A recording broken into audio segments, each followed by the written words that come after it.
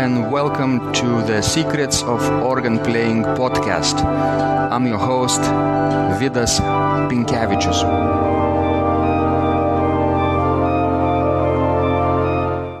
Welcome to Secrets of Organ Playing podcast number 99. This is Sunday, June 18th, 2017. And today my guests are from Germany, Bavaria, Gerd Hennecke and Markus Kumpf. Welcome to the show. We are also happy to be here. Wonderful. Gerd and Markus are wonderful organists, and we meet at Vilnius University St. Church here, where Gerd played a magnificent recital just a few days ago on Saturday. So basically, it's not a coincidence that also Markus is joining our conversation, because, as Gerd told me just a second ago, they both will be playing a recital in another town in Lithuania called Vilkyskiai. Do you know what kind of organ is in Vilkyskiai? There's an organ who was pulled in Germany from famous organ builder Ott. Yes. Yes, and it was translated a few years ago, and now it stayed in Vilkyskiai. Yeah. This place is famous, for being a factory for cheese, yes, yes, cheese, and a good kind of Lithuanian cheese selection. And maybe you also get awarded to get a souvenir of cheese selection. Yeah. Sometimes Oshira, my wife, and I played a recital, organ duo recital there a few years ago, and organizers kindly gave us a present of box of souvenir cheeses. Beautiful and wonderful collection, and which we treasured for a long time and didn't eat. Okay. So let's start with Gerd, okay? I like to ask our guests the first opening question. How did you first fell in love with the organ? Do you remember the times when somebody introduced you when you were little, perhaps, the pipe organ? Maybe you came to the church, maybe a local organist showed you around. That would be wonderful. Could you share with us? One Moment. Kannst du kurz... War nicht angefangen, wie ich zur Orgel gekommen bin? Ja, genau. Das ist die Dame. Hello. Hello.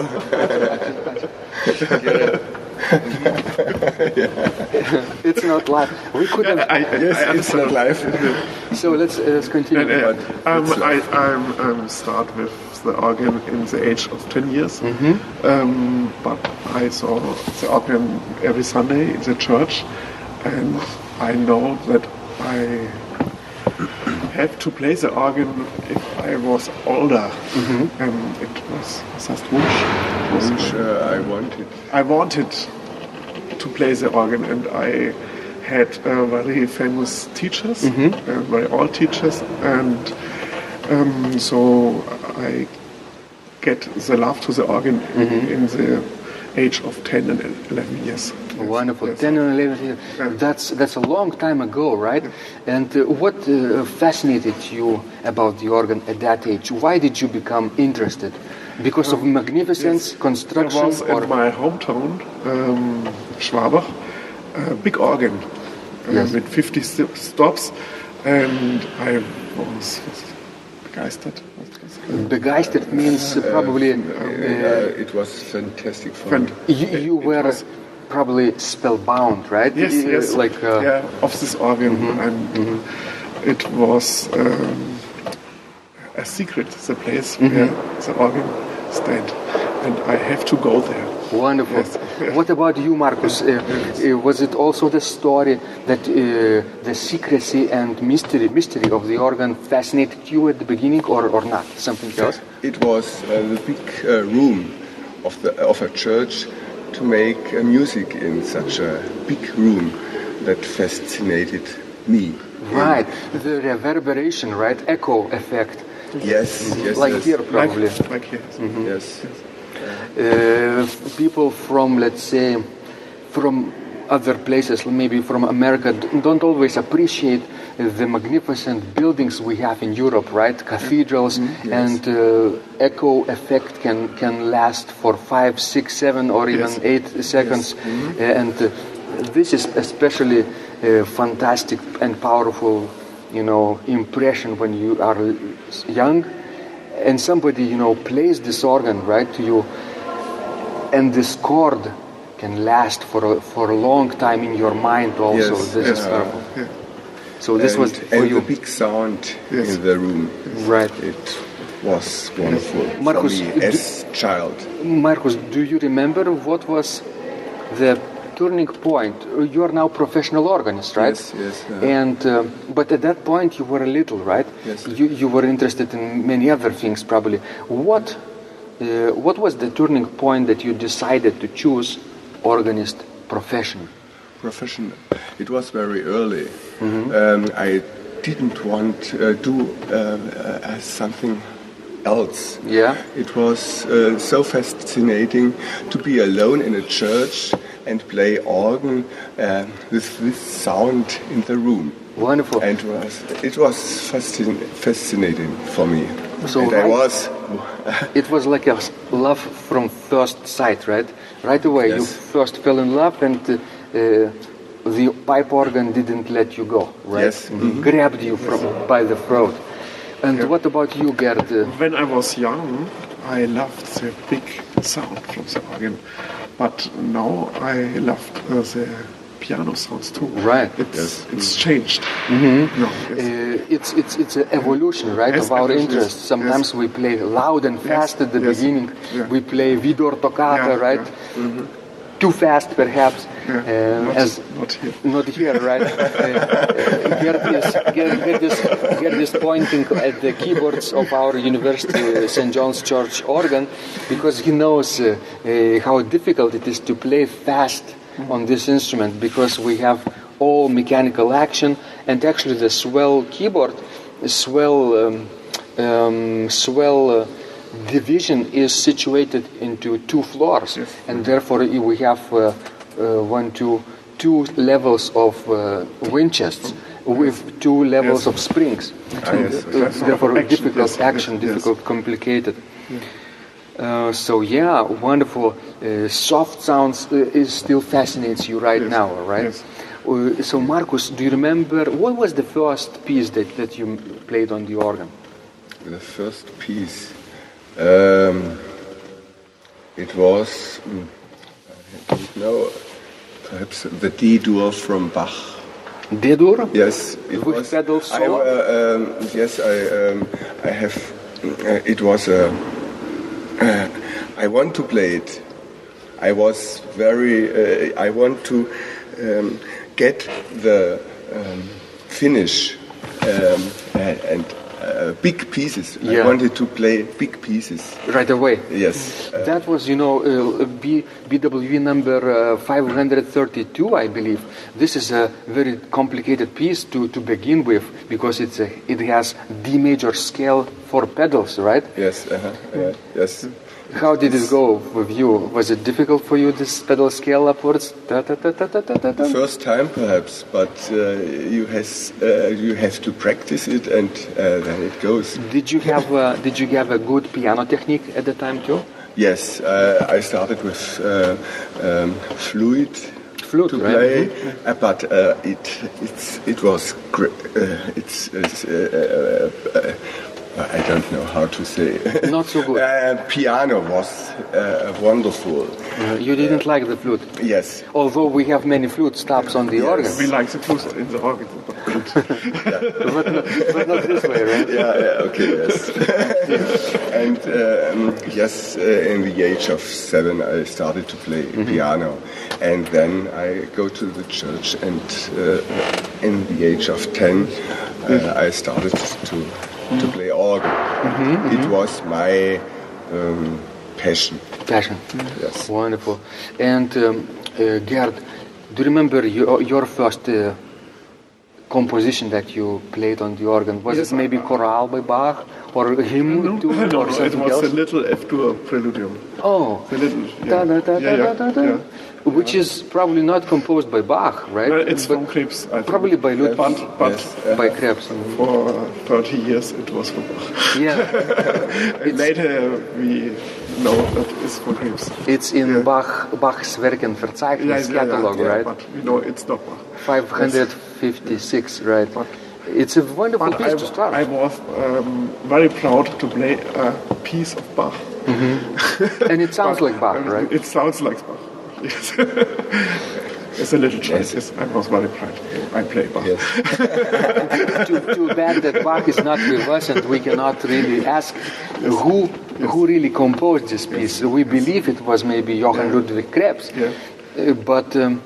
but who knows, right? And at any rate, it's Bach circle, right? Yes, Students circle. of Bach, Yes, probably. yes. Wonderful. So, what happened next, Markus, when you started studying organ professionally? Where did you study? Which Hochschule für Musik? Which conservatory? I studied in Bayreuth. Bayreuth. Yes, in Bavaria. Where I is come this? from Stuttgart. Okay. It's another country in Germany. Yes, and The place where Ludger Lohmann works, right? yes. Good. Well, famous legendary organists, and he's very well respected in Lithuania too. Wonderful. So Bayreuth, and then did you study, for example, church music as well, or just organ playing, piano, maybe improvisation? What was your program of study in Bayreuth? It was church music in general, but the main part was organ with improvisation and so on, and piano as well, and trumpet as yes. What about you, Gerd? We started at the same time. You started in the same time? Yes. Maybe same school or not? Yes, also same. Also. So you know each other for a very long time now. Yes, Yes. very long time, yes. Very long. How many years? How many decades, maybe? Oh dear. Perhaps 30 years. 30 years. 30 years, yes. Wonderful. So you know about each other a lot, right? How strengths and weaknesses, right? Let's start with strengths. Gerd, do you know what Markus's strengths are as an organist? Stärken. Stärken. I think my strength is improvisation. Improvisation, but not yours, but Markus's. I think too. Yes. Two, yes. Wonderful. Yes. We love both it. Both literate, We love literate, but we both play also. Yes. Like Messiaen, You can improvise in the style, right? Yes, in the yes, style in of the Messiaen, of other composers, right? Do you? I know you enjoy improvisation, both of you. Do you cultivate your own personal expression, personal style too? Yes. Or you imitate other people? Yes, I want to play modern organ music and improvise. Yes. I love Baroque, Romantic. So you can do Baroque improvisation as well, right? Yes. Chorale partitas, fuguettes, choral variations. Yeah. Wonderful. Do you think, Gerd, that people should try to improvise nowadays more often? Yes, I think so. Because not in every country this improvisation tradition is, developed, right? Like in Germany, France, Netherlands is okay. It's okay. But in other cases, sometimes it's not taught in schools. And here in Litauen, is it normal to learn improvisation on organ? No, not really. I was when I was just starting studying at Lithuanian Academy of Music and Theatre. Maybe for the first 2 years they taught a course on improvisation, but it was taught not by organist who improvises, but by composer. So it was a little bit different. We learned techniques how to do this, but he didn't demonstrate. I think the improvisation every Sunday. Yes, it's normal for us. Yes, yes, and the music is very important for the celebration in the Lutheran Church. Yes, So you, but not so much here. I have.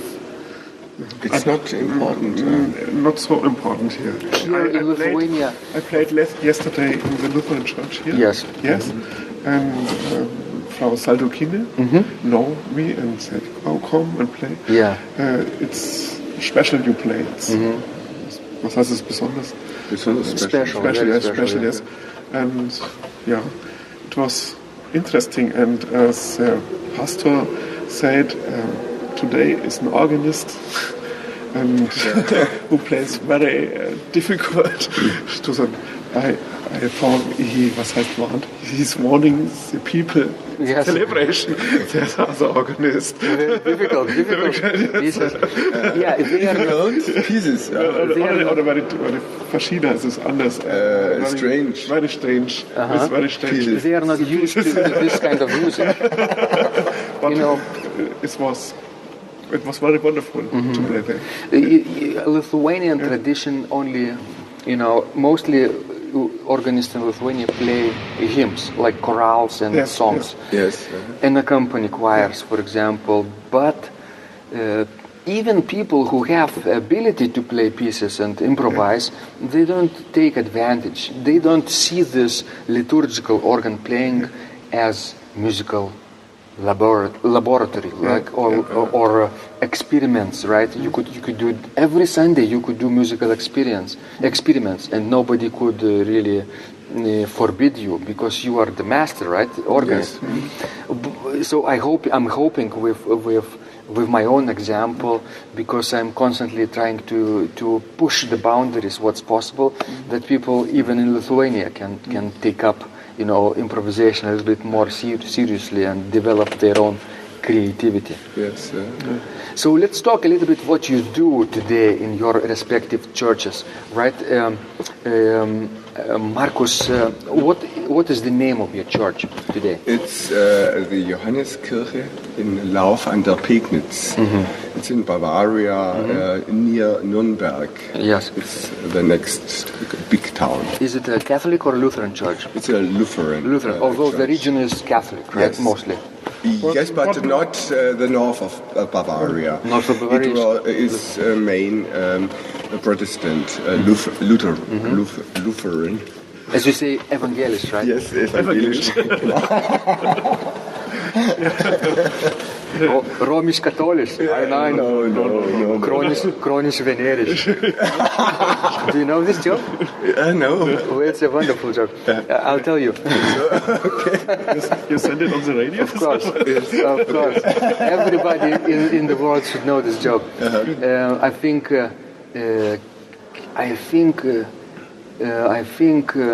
Queen of England, right, is visiting Germany. Germany after the war, and she visits some people who are wounded in the hospital, after the war, and she asks, Römisch-katholisch? And a person says, no, chronisch-venerisch. Or 9, chronisch-venerisch. So it's a very good joke in our organist circle. They would understand. So wonderful. Let's continue our discussion after the break.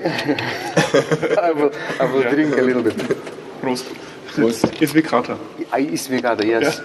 Zum Gesundheit. Wonderful. And so guys, I'm so delighted we are talking this so easily and friendly, chatting. Let's continue with Gerd, right? You are also working at the Evangelisch Lutheran Church, right? Yes, the Christ Church in Sulzbach-Rosenberg. It's not far from him. 30 kilometers. Yes. And we are both not only organists, we are conductors. We have many choirs. Cantors, right? Yes, cantors. It's a normal main job. Is a cantor. Yes. We have a gospel choir. We have a traditional cantorei with big concerts. And So children's. we have at the next time in November a big concert with both choirs. The Haydn, Haydn, the seasons, seasons from Haydn. for example, and we have to build to teach organ pupils. Yes. Yes, it's Like musical kind of academy. our job. Yes, and the Lutheran Church has 100 Kantoren. In your In Bavaria for main job. Oder wie heißt es? Yes, professional Kantoren. and we teach not professional, only Amateurs, for, yes. amateurs. Yes. Yes, okay. So you both probably have this diploma ABC, right? Yes. Yes. So this German system of organ church music education is very renowned in the world, right? We could mention, right? What does A diploma mean? What is different from B and C, let's say? It's master and bachelor. B is like Bachelor. and C is like certificate. Service playing. Not C professional. is not professional. No, yeah. B and A is professional. Yes. Do you have to get C first and then B and graduate to A, or you can graduate right away with A? First bachelor, then master. Bachelor. But C is for amateurs, right? Yes, yes. Who can play church music? We teach the pupils and they have to make C. Uh-huh. Okay. Yes. It's yes. a like graduation test for them. Yes, yes. C diploma. Yes. And So our work. yes. It's kind of it's a good test because then the general level of quality is maintained, right? In Germany, in Bavaria, probably in Austria, right? German-speaking countries too. Because in Lithuania we don't have that. Anybody who has good relationship with the priest can apply to be an organist, and and it doesn't mean that he or she will be qualified for that position. Maybe she will say, "Oh, I can play hymns," and the priest will say, "Okay, come next Sunday, and you will be playing." But that's not enough, right? You have to prove like qualification, and in Germany, it's everything. It's in order. And kind of my job is to be an expert for organs and the bells. This is called Yes. organ It's a Sachverständiger. typical German. German. Expert. Yeah. I don't know if we have this in Lithuania, but it's you sort of are consultant also, right? Yes. For historical organs. Exam. You have to make examining. Yeah. Expert. First for bell and then for organ. What do you do as an expert in Germany? Das heißt, auf Englisch ist das schwierig. Was? Ich vermittle zwischen den Firmen und der Gemeinde. You are sort of in between, right? Yes. In between. In between of yes. organ building firms Yes. and the churches. Churches. Yes. You negotiate contracts and restoration programs, right? Examinate work from the organ builders. Yes. So when the organ builder finishes the restoration, let's say, you go there and say, no, you have to fix this, Yes. right? Yes. It's not okay. You have to do this one, or this principal pipe is too shiny. Yes, yeah. Yes. Or the sound. Or the sound is not right. So do you collaborate also with Markus in expert work? For example, Yes. Yeah. Yeah. I mean, the organ here is very good from the sound. So you like very- this very- Vilnius University very St. good, Church? yes. I have to remind our listeners because Gerd played this concert with oboist, wonderful oboist, Yes. Juste Gelgotaite, and also soprano from Latvia, who is now living in Lithuania, Gunta Gelgote. And you all three of you collaborated on this wonderful Baroque program. Yeah. But you also played Gulma there, Yes. right? Yes. So, can you tell us a little bit about your Saturday's experience? Yes. We have a very experiment with the oboe. In the Goldman Sonate, there's a piano episode. Piece, episode. It called Pastorale, and Goldman composed the Pastorale with for Krummhorn, for oboe, and I changed the organ oboe to the original oboe, and the original oboe plays with the vox humana both, and it sounds wonderful. Wonderful. It sounds like an original piece of oboe. Yes. And Juste, did she play this episode with you together or not? No, it's the first time here. Oh, We played it here the first time. together. Yeah, Pastorale. I write it only for this organ, and You arranged it for oboe and organ. because I know the organ from the last year, and I know this is the right organ for this piece. Yes. So, Markus, have you played this organ before? No. You haven't. Never. This is the first time, right? Yes. The first time, yes. And I think we have to mention that Gerd has met Markus here in Vilnius after Markus returned from his trip to peninsula, Curonian Peninsula, which is a small tourist town called Nida. It was earlier a German populated town. Now it has a wonderful small Lutheran church, red brick church with a mechanical organ, which was built by Rimantas Gutas, exactly. Whom we'll meet shortly after this conversation for a quick coffee. And did you play the organ in Nida too? I'm sorry, no, because there was a tourist group inside the church when I visited the church. No. Not yet, right? Not yet. But you will go to Vilkyskiai together, right? You will be playing... Because we go to Vilkyskiai because we have bekannte relation with the organistin from Vilkyskiai, Laura. Laura, yes. Laura is very, very wonderful. She studied in Bayreuth too, with my wife. My wife studied also in Bayreuth, but she's a little bit younger, and studied together. Laura is a wonderful person, and give my regards to her because she leads a very active cultural and musical life in this region, not only in Vilkyskiai but also in Klaipėda and everywhere. We sing with Laura, and his wife. My wife is a very good singer. Yes. And we have a concert with 5 persons. Gunta Gelgote, Juste, soprano, oboe, right? Laura, his wife, and right. And what will you be playing for organ solo, Markus? Yeah, the D-dur. D-dur? After a long time. Yes. Your first piece. Yes. Wonderful. Wonderful. Yes. With the fugue, right? What? Yes. Wow. Yes. All together. Yes. At the end, maybe. Yes. And this is a wonderful ending of the concert because it's so optimistic, right? If you end this on D major chord. Yes. Okay. Do you find it difficult to play today? As difficult as in the beginning?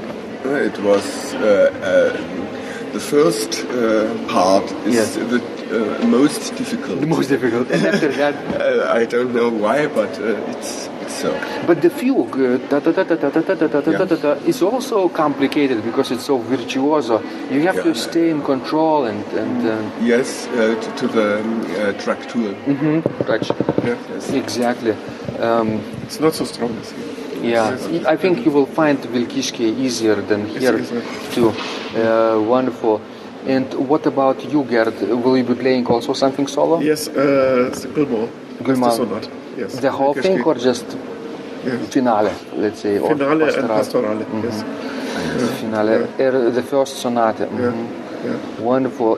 This organ in Vilkyskiai is sort of neo-baroque, right? It's neo-baroque, Post-Baroque. it's possible. I played last year there from Max Reger and Festeburg, and it was no problem. Okay. Here in this St. John's Church organ in Vilnius, we have a lot of romantic stops. Yes, romantic. Especially the second manual is all strings and flutes and deep sounds, which you can imitate romantic German sounds too. But in Vilkyskiai, they don't have too many eighth-foot stops. It's neo-baroque. Neo-baroque. Yes, but the organ is not bad.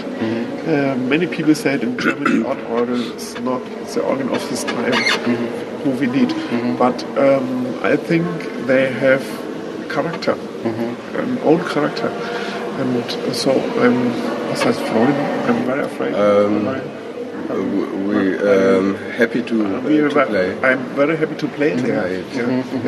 Yes, and I think in 10 years the people in Germany will be crying that they give the organ to Litauen. Exactly. They don't have this organ in Germany. Yes. Sometimes we think in Lithuania that it's so wonderful that people from the West give us their organs, but on the other hand, we think they will not give out the best organs, right? They will keep historical instruments and the best instruments for themselves. So it's a mixed opinion here. But you say it's not bad, right? Yes, it's not bad. No, it's a character instrument. And what do you think about the organ in Casimir? St. Kazimier's Church in Vilnius has organ? 3-manual Oberlinger organ, which was transferred from Germany and not enlarged, but it was restored here and put into a new case, because the case was by Stumm, I think. By Stumm, it's in Germany, very historical. Yes, I know the new organ there. And they kept the case and built a new organ there behind this historical case, and Lithuanians transferred this organ to Vilnius. And now this instrument is very popular to play in concerts and festivals all over. I read it yesterday in the program from the Philharmonie, and I read it that the organ concert from the Philharmonie is not in the Philharmonie by the Schuke organ. It's in St. Casimir. Exactly. Why? Because the Schuke organ, it's the hall, Philharmonic hall, is very dry, without any acoustics. The organ itself might be okay if you put it maybe in this place or in the Baroque church. But the Philharmonic hall doesn't have any acoustics, and it sounds very dry, like muffled. And in St. Kazimier's Church is, of course, even more magnificent acoustics than in St. John's. So we can say anything. Why is the concert not here, but here is the organ better? There's a Schuke organ. This organ, I think, is better as an Oberlinger organ. It depends on whom you talk to, because local organists like their own organs better, right? Everywhere. If I come to you, for example, but I know Oberlinger organ. It's not so good. I think the biggest strength of Oberlinger organ is the acoustic. It's the acoustic. Okay. And before that, they had a digital organ without pipes, Allen digital organ, put into the organ balcony, which is now transferred to the choir place downstairs, and it still is playable, And in this acoustics, even electronic organs sound reasonably well. I was yesterday in the Holy Ghost. Yes. In the mass to look a little bit. There sounds an organ, but not Baroque organ. It sounds electric organ. Gerd is talking about the famous Adam Gottlob Gasparini organ, which is now under restoration. Restoration, and it's in the Holy Ghost Church from 1776. And right now, only electronic organ is playable for downstairs, and in the balcony is now everything is under restoration.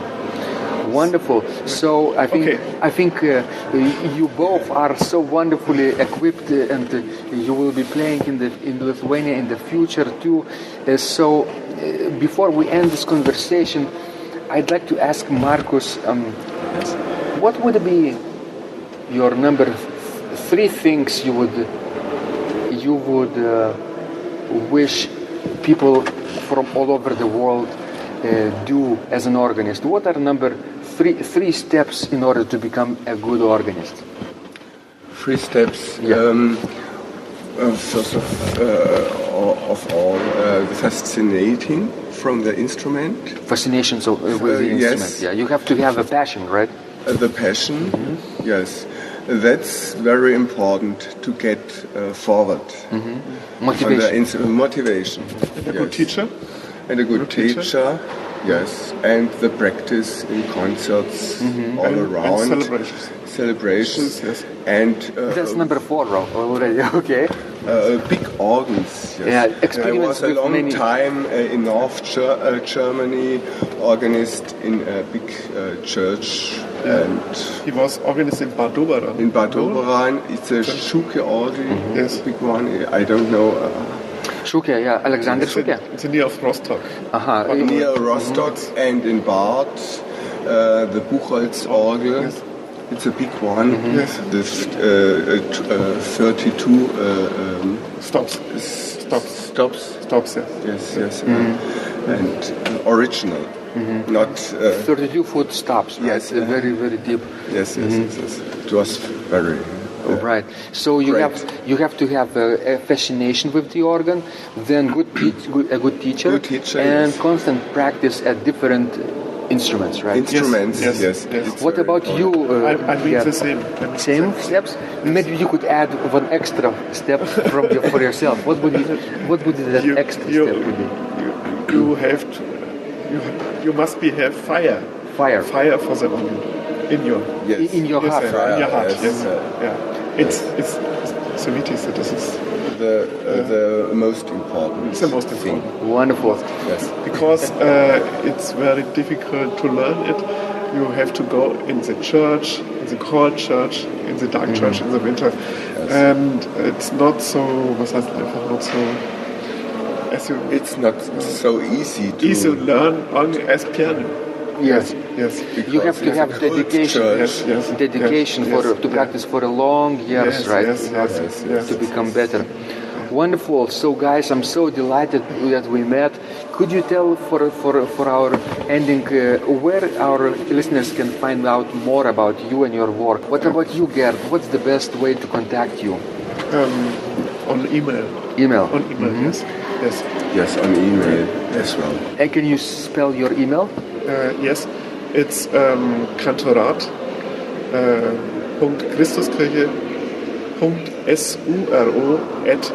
.suro@elkb.de.